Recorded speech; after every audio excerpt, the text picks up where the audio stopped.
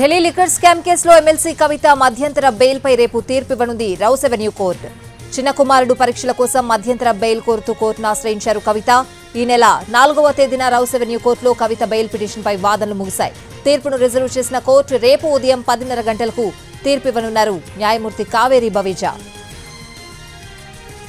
Liquor కేసులో విచారణ కీలక దశకు చేరుకున్న ఈ సమయంలో కవితకు bail ఇవ్వొద్దని ED వాదించింది.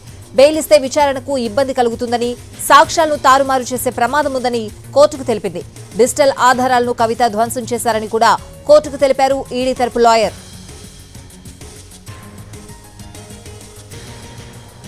Delhi liquor scam కేసులో ఎమ్మెల్సీ కవిత మధ్యంతర బెయిల్ పై రేపు తీర్పు ఇవ్వనుంది రౌస్ అవెన్యూ కోర్టు. పూర్తి అప్డేట్స్ తెలుసుకుందాం. మా ప్రతినిధి రాజు ఫోన్ లైన్ లో సిద్ధంగా ఉన్నారు. రాజు, స్వాతి, రేపు ఉదయం 10:30 గంటలకు కవిత రౌస్ అవెన్యూ కోర్టులో వేసినటువంటి బెయిల్ పిటిషన్ పైన జడ్జి కావేరి బవేజా ఆర్డర్ ఇవ్వబోతున్నారు.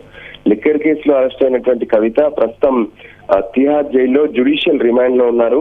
తన జ్యుడిషియల్ రిమాండ్ సైతం 9వ తేదీన ముగియబోతుంది.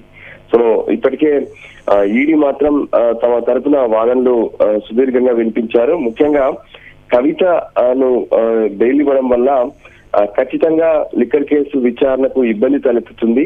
అంతేకాదు సాక్ష్యాలు తారుమారు చేసే అవకాశం కూడా ఉందని చెప్పి స్పష్టం చేశారు.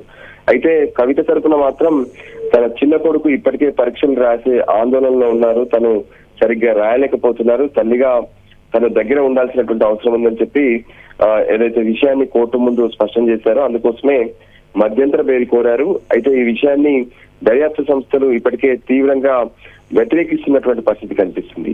అంటే ఎలాగో తను ఈ వ్యాపారాలు ఇవన్నీ చేస్తూ గత కొంతకాలంగా తల్లిగా పిల్లలకు దూరంగానే ఉన్నారు. సో అందుకోసమే ఇప్పుడు బెయిల్ మాత్రం ఇవ్వాల్సినటువంటి అవసరం లేదనే విషయాన్ని స్పష్టం చేశారు.